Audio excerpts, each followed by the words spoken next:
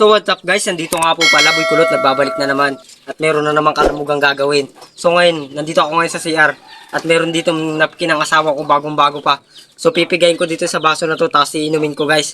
Yan. Kadiri ka na naman pati napkin ko. Ano ba? Hinamon ko lang si Boy Tapang.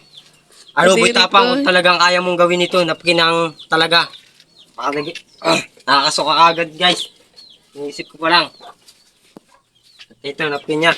Kadiri. May buk-buk pa to Ang ginuguyam-guyam pa guys. Ayan ginuguyam na guys. Oo. Pwede ba naman napkin ko? Ayan ginuguyam-guyam pa guys.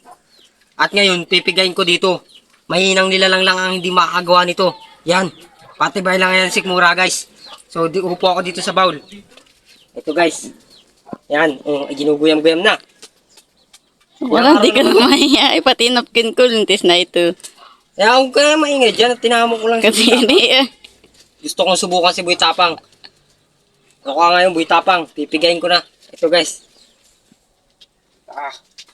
Yak.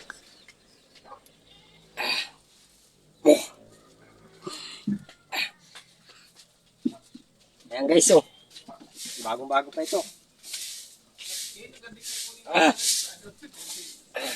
Ayan guys, tatapon ko na guys dito sa aming tapunan guys. Kaya wag ka nga alik sa akin. Huwag ka maingat, inaano ko lang. Ayan guys. Ito nga po pala. Itong nakuha ko ngayong dugo. Ayan, mga mahinang nilalang lang kayo.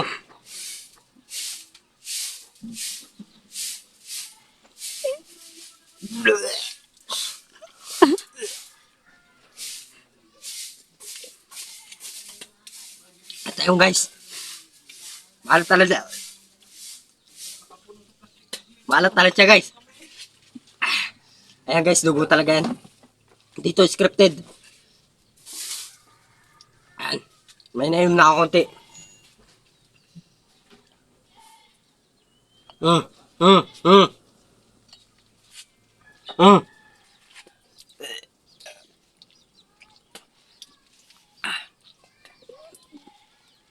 Ano, Boy Tapang, inaamo kita. Kaya mo ba to? Dot niload mo. Wala.